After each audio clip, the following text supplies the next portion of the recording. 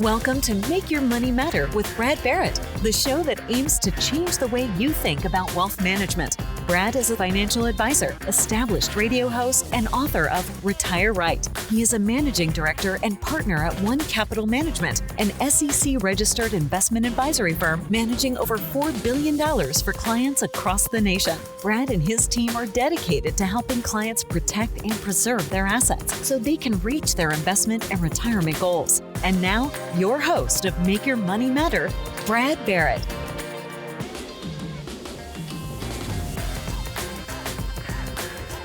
Welcome in to Make Your Money Matter. I'm your host, Brad Barrett. I'm also managing director and partner at One Capital Management. And today on our show, we're going to be talking about baseball. It's the start of the new season. It's been amazing so far. As a Los Angeles Dodgers fan, I'll be honest with you, I want to talk today about Shohei Ohtani's contract. In fact, as a financial advisor of nearly 2 decades, I'll be honest, I completely nerded out on this contract. And I want to share with you 3 lessons. As I was going through this contract in the offseason, there's 3 lessons that I think all of us can learn from an athlete who's about to be a billionaire. And yes, I'm aware that none of us are necessarily Ohtani about to sign or signed a $700 million contract with the Dodgers. But for all of us, these 3 things I'm going to bring up today are really important, and they're exactly what he did with his contract. But before we get started, make sure to go to our website at onecapital.com. You can click on the media tab, and there you can download and subscribe to the Make Your Money Matter show. You can also download our podcast on Spotify or the Apple iTunes app on your phone. And as I always ask, leave us a review, give us a comment. It helps us share the show. And with that, let's get started.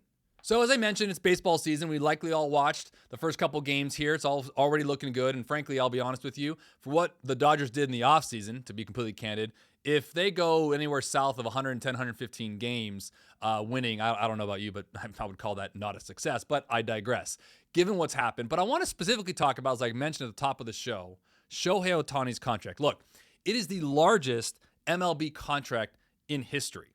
Now, what I think's fascinating about this contract that most people didn't understand or know about when it was coming across all the news wires and everything, all we saw was Shohei Ohtani signed $700 million contract with the Dodgers. That was it. Now, for any of us who read that, saw that, listened to it, anyone listening here probably heard that, you're probably going like, man, that's a lot of money. I can't believe that. They're thinking, and we don't realize this, but at the time, our minds tend to get really granular. Like, we don't think about some of the things we should be thinking about because, again, it's not our money. It's his technically. But things like, oh, wow, well, that's $700 million. And then you start like divide that by 12 and you kind of look at his monthly numbers. I've even had a friend tell me like what his at bat is. But these are all run on the $700 million number. And here's what I find fascinating about the contract that I want to share with you all. This is not you're going to find typically, on the news outlets, okay? The way he designed this contract, I think we all can learn something from. And there's 3 things I'm going to bring up today that has a lot to do with your money. But his contract was structured in a way that almost reminds me of Bobby Bonilla. My baseball aficionados will understand that reference. But Bobby Bonilla, just for a quick reference point, he retired in 2001. He was a player for the Mets. I mean, mediocre. I mean, he was fine, whatever. But he structured a contract so into the future that it was kind of wild. The Mets are still paying him. They're paying him $1.19 million a year, and they're going to pay that until 2035. Again, he retired in 2001. I mean, Bobby Bonilla is going to show up to the Mets office to collect his last check with the walker with the tennis balls underneath them. But the way I think Shohei and his team designed this contract resembles a lot of it. So here's how Ohtani's contract breaks down. For the first 10 years, so starting right now, 2024 until 2034 only, and I share this when I say the word only, obviously it's a ton of money, but he's only going to be receiving from the Dodgers $2 million a year for the first 10 years. So for the first 10 years of this contract, he's only going to receive $20 million total gross of the $700 million contract. Then, starting in year 11, he's going to receive $68 million a year, starting in 2034, for another 10 years. The last payment actually comes when he's 50 years old. And here's why I'm bringing this up and it's so fascinating. Number one, I don't think many of us understood that. We all just heard $700 million and we started dividing it by 12 or at-bats or whatever it is to get to some number that we can actually fathom because it's such a large number, right? But the 3 things that I want to bring up today that has to do with all of us that we can learn from Shohei Ohtani starts out with this. Number 1, planning for the future. So Shohei Ohtani's 29 years old. Now, I don't know about you, but when I was 29 years old, I may not have been thinking this way. But granted, he's been in the league for a while, so assumingly he has some good people around him on his advisory team. And I know there was accountants, tax attorneys, financial advisors like myself working him through this to help him structure it from multiple different aspects. Not only from a team aspect, because he seems to be much of a team guy, so allowing cap space and things like that, but more of a personal planning note. He knows that he's 29 years old, and his career is only going to get him into, if he's lucky, into his 30s.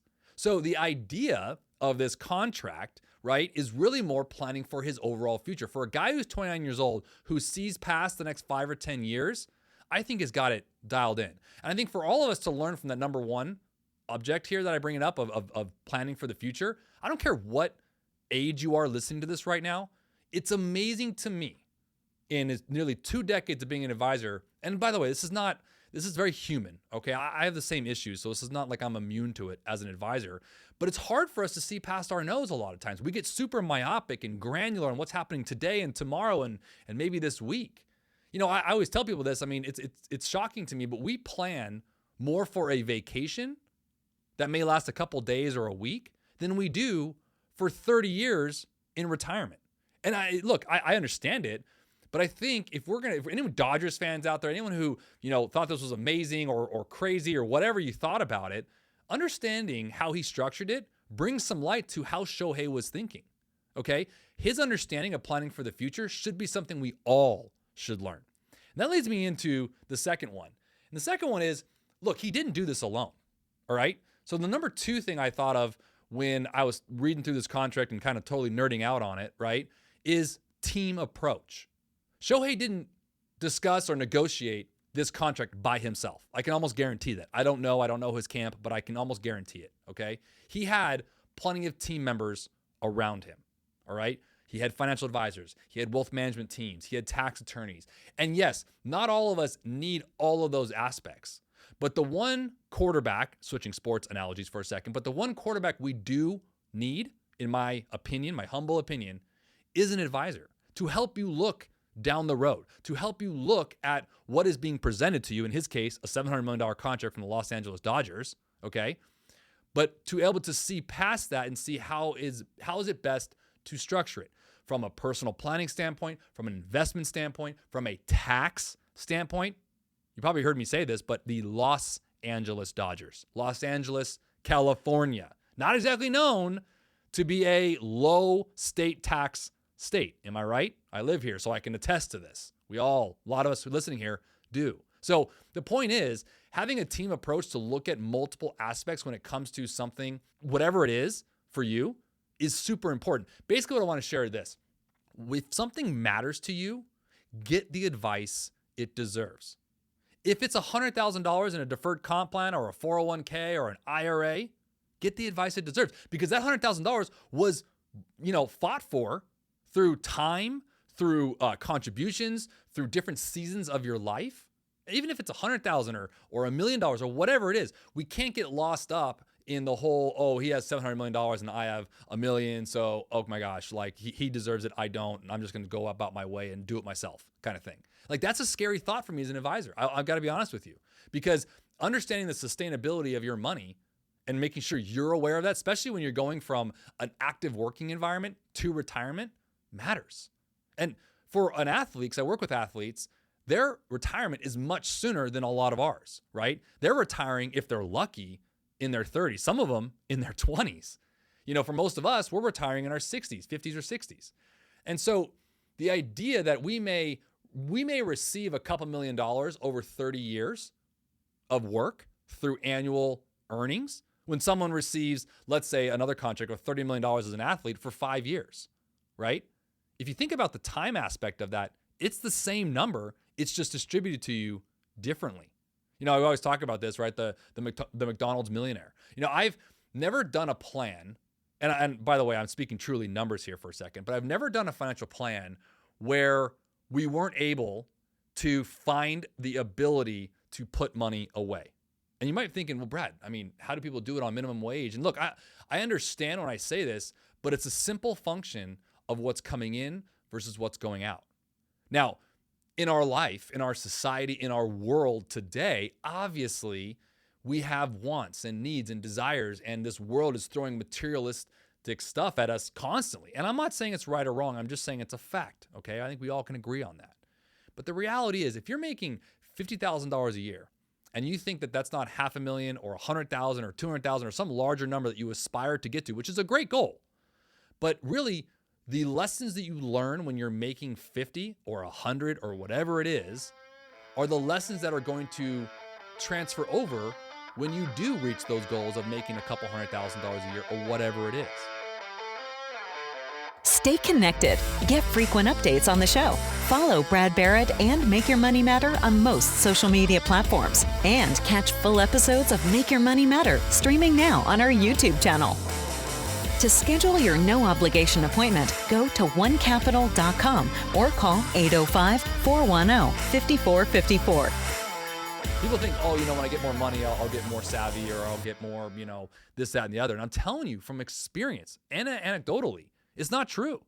So friends, wherever you're listening to this right now is the time. If you're thinking that, okay, if there's any lesson to glean in this whole conversation I've had on these first two, which is planning for the future, and the second part is team approach. If you haven't had a conversation with an advisor before, now's the time to at least try it. I'm not saying every one of them are great. So that's why you want to make sure you do your work to find someone you like, someone who has experience specifically in your trade. That matters, right? So like we have a whole sports and entertainment division that I got a couple advisors here at the firm who are incredible, and that's all they do. That's their bread and butter.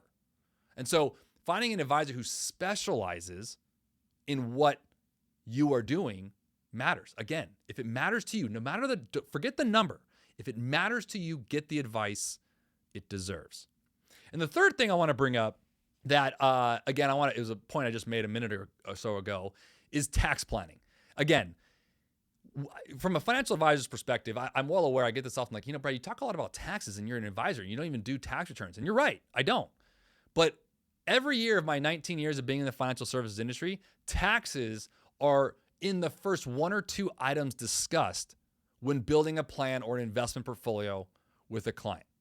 Because taxes are hugely important to your overall success for your money. Remember, it's not always what you make, it's what you keep. So understanding in Shohei Ohtani's case, the way he structured this, he may not even be a California resident in 10 years. Think about that, okay? He might move to a tax-free state. He might move back to Japan. Who knows what he's going to be doing? But the reality is he's like, well, hey, if I can defer the taxes, think about that. That's smart planning. And so any one of us can structure things to be tax efficient. I get a lot of times the question, like, how do I pay no taxes? And honestly, I'll be candid with you. I see more people doing busy work trying to do or avoid paying, taxes, all legal, but just so much work. And I really think it's more work than it's worth. I'll be honest with you. The amount of LLCs I've seen set up for tax purposes, the amount of quote unquote side hustles I've seen set up to write off things, the amount of high-end cars, oh my gosh, that I've seen bought because they think they can deduct it. And technically they can based on weight, but it's a depreciating schedule. So it's not just like, these things that are out there and it's just a straight line credit. These are deductions. There's different aspects that go into it. So understanding anything you might be listening to or hearing or maybe even subscribing to, and they're talking about having a rental property or having a side hustle or this, that, and the other, just make sure you're able to vet it. Make sure you're able to put it into context. I always use the word holistic, right? A good advisor should be able to be comprehensive and holistic, taking in consideration everything from your cash flow to your debt, to your investments, to your income, which has a lot to do with cash flow and everything else, to your overall, what you own, and then ultimately how you own it, and then involving the right players, working with your tax person, your CPA. If you don't have one, making sure that advisor has a couple really good referrals or someone on staff to help you with that. Working with your insurance person, working with your estate planning attorney. And if right now you're listening to all those things, you're thinking, well, Brad, I'm not Shohei Ohtani, so I don't need any of those. Yes, you do. Yes, you do. Every single one of those items I just mentioned, estate, insurance, taxes, financial advising, those four, I don't care what your income is or what your net worth is, those four are paramount to making sure your money that you're working hard for, that your whole family is on board with. They see mom and dad going to work. They don't have them. Like, we're doing it for something. It's not just for the paycheck, right? We're also doing it for the future paycheck, for the life that we want to provide for our kids. It's much more than just a dollar amount, friends. And I'd say this all the time. And so I think this third thing when I talk about tax planning, and I had to throw it in there because what he did in this contract, we can all do through proper planning. We can set up Roth accounts to maybe help with some of the potential tax burden we may have later if we think we're going to be in a higher tax bracket. We can work through contributions in your deferred comp plan or retirement plans to make sure you maximize the deductions you're able to get now. We're able to do a lot of things to help that are ongoing. This isn't just like a one and done. You go set up a business or buy a car and it's like, oh my gosh, there you go. It's the continual showing up every year, year after year, that matters. And, using a baseball analogy, just because someone batted a 300 average last year doesn't mean they roll into this year. They're at bats, they're at bat. If they stink and only going, doing 150 or 200, they may get dropped. Yeah, they might put up a 300 year, so what? So we have to kind of come to bat for our clients every year when it comes to performance, service, planning, all the advanced planning, all the integrated solutions I just mentioned of making sure we're coordinating with CPAs and insurance players and tax attorneys. Those are all important factors in everything that I think we're doing when it comes to your planning. And again, I know none of us are Shohei Ohtani. I'm with you. I'm not either, okay? But a guy who's about to be a billionaire structured a plan, a contract, so into the future that I think all of us can gain some sense on that and saying, okay, there's something to time. And you've heard me say this all the time. And the concept of time is so important. And you know what? Interestingly enough, friends, it's also one of the hardest things to gather, right? Because discipline and discernment, the 2 Ds I always talk about when it comes to managing your money effectively, are hard for us because we want it now. We want that $700 million. I just deposit in my bank account. You know what I mean? Like, that's how we would think sometimes, right? And it's okay. But the reality is, if you really stretch it and do it right, especially for someone who's 29 years old, in Ohtani's case, it matters. It really matters. And so we're not ever really fighting against a rate of return or a number per se. We're actually fighting against a 4-letter word, time. And the sooner you understand that, the sooner your money can actually work for you. And that's honestly where the team approach comes in. So the 3 things we can all learn from Shohei's contract is planning for the future, the value of a team approach, specifically finding an advisor to work with whatever you have going on. And the third thing is understanding how taxes impact your finances. I want to thank you for listening to the Make Your Money Matter show. Again, if you'd like to find out more about myself or any one of our advisors here at One Capital Management, you can go to our website at onecapital.com. And as always, before acting on anything discussed today, remember, speak with a financial advisor near you about your specific situation. Or again, if you'd like our help, you can reach us at 805-410-5454. And always remember to make your money matter. The information in this show is educational and general in nature and does not take into consideration a listener's personal circumstances. Therefore, it is not intended to be a substitute for specific individualized financial, legal, or tax advice. To determine which strategies or investments may be suitable for you, consult the appropriate qualified professional prior to making a final decision.